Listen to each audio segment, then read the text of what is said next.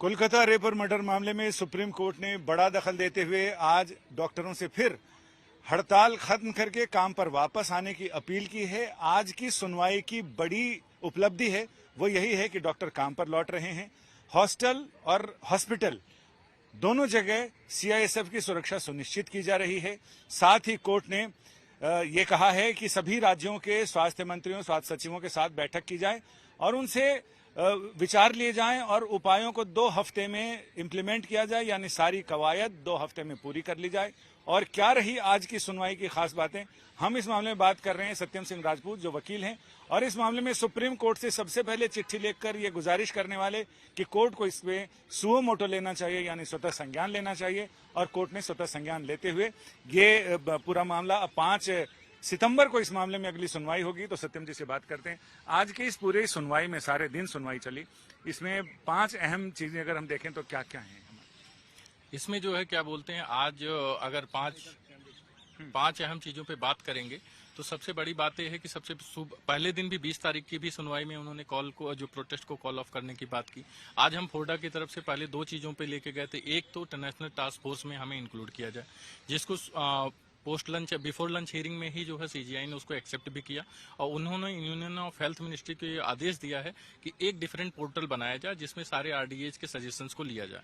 पहला बात तो ये रही। दूसरी, पोस्ट लंच जो है फोर्डा ने ये रिक्वेस्ट किया जो है कि 21 डॉक्टर्स के अगेंस्ट जो एफआईआर हुआ है दिल्ली में, कल जो प्रोटेस्ट कर रहे थे निर्माण भवन के सामने, उनके खिलाफ जो एफआईआर है उनको या तो क्वेश किया जाए या क्रिमिनल प्रोसीडिंग पे तुरंत से तुरंत स्टे किया जाए। कोर्ट ने वो भी मान लिया। कोर्ट ने वो भी माना। कोर्ट ने सिर्फ उसको दिल्ली पे ही नहीं, कोर्ट ने ऑल इंडिया पूरे देश में मान लिया और उस पर उन्होंने ये कहा है कि सभी डॉक्टर्स वापस लौटें, क्योंकि अगर वो वापस नहीं लौटेंगे, इसी तरीके से प्रोटेस्ट करते रहेंगे तो जो है आम जनता प्रभावित होगी। उस पर उन्होंने जो है कई बार, शायद पहली हियरिंग में भी उन्होंने इस बात का जिक्र किया था कि 2-2 साल लोगों की पेंडेंसी है, लोगों की स्लिप लेकर के घूम रहे हैं। अगर आप इसी तरीके से जो है क्या बोलते हैं प्रोटेस्ट करते रहेंगे तो आम जनता काफी प्रभावित रहेगी। और उन्होंने यही नहीं रुके, उन्होंने ये बोला कि अगर मैं भी प्रोटेस्ट पे, अगर हम लोग भी प्रोटेस्ट पे आ जाएंगे तो इस तरीके से किसी भी तरीके की जस्टिस का जो है निर्धारित नहीं किया जा सकता है। और इन्होंने उस पर सारे स्टेट मशीनरी को ये आदेश दिया है कि आपस में सारे सेक्रेटरी को बुला करके बैठें और जितने भी गवर्नमेंट हॉस्पिटल हैं उनकी सुरक्षा को जो है निश्चित करें और सारी तरीके से देखें।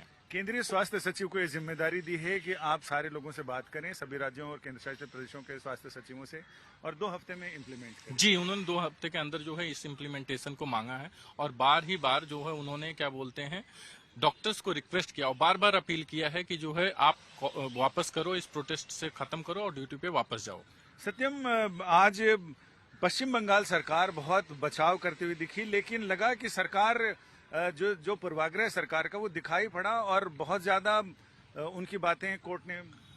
देखिए, जो स्टेट का फेल्योर है उसको किसी भी तरीके से आप कितना भी डिफेंड कर लें उसको जस्टिफाई किया नहीं जा सकता, लेकिन जिसपे इसमें स्टेट के जो वकील हैं इसको बार बार कोशिश जो है पूरी तरीके से इसको डिफेंड करने की कोशिश कर रहे हैं कि डिले क्यों रहा है, किस तरीके से रहा है। उसमें एक अहम बात मैं आपको ये बता दूं कि उस पर उनका मेन कहना यह है कि जो डॉक्टर वहां प्रोटेस्ट करने गए थे उसमें जो 14 तारीख की जो घटना थी उस पर उन्होंने हमें इन्फॉर्म नहीं किया। उसका एक प्रोसीजर होता है जिसपे जो है वो हमें पता होना चाहिए तो हम कर पाते, लेकिन इस तरीके से जो है किसी स्टेट मशीनरी की कोई बात नहीं होती। जब जहाँ पे स्टेट की जो ड्यूटी है और जब ये पता है कि इस तरीके की गंभीर घटना घटी है तो उस पर सुरक्षा करना जो है स्टेट की जिम्मेदारी है। इस चीज को सॉलिसिटर जनरल ने इस चीज को कहते हुए वापस बोला है कि सुरक्षा करना, इस तरीके से बातों को घुमाने से कोई फायदा नहीं। राज्य सरकार टाइमलाइन की बात कर रही थी और टाइमलाइन पे ही राज्य सरकार जस्टिस पारदीवाला के सवालों में फंस भी गई।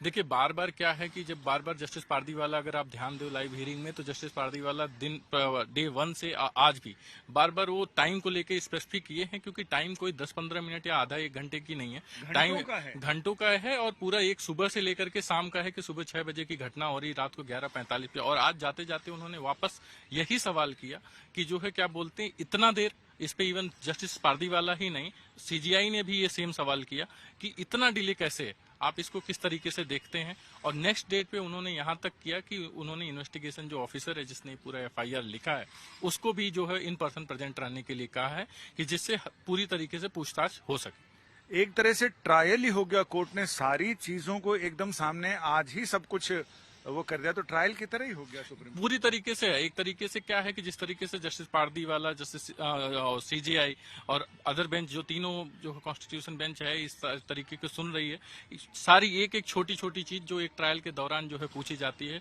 उस पर वो पूरी तरीके से संतुष्ट होना चाहते हैं। और इसीलिए सीबीआई से भी, आज सीबीआई के ज्वाइंट सेक्रेटरी से भी उन्होंने कुछ पूछताछ किया है रिपोर्ट पे। रिपोर्ट कॉन्फिडेंशियल है, तो उसकी बहुत सारी बातें हम लोगों को भी नहीं पता है, वो सिर्फ सॉलिसिटर को पता है एंड मिस्टर सिब्बल को पता है और बेंच को पता है। बट उन्होंने ज्वाइंट सेक्रेटरी, और इसी बात पे उन्होंने जो है नेक्स्ट डेट ऑफ हियरिंग पे 5 सितंबर को उन्होंने आईए को भी जो है इन पर्सन प्रेजेंट रहने के लिए बोला है।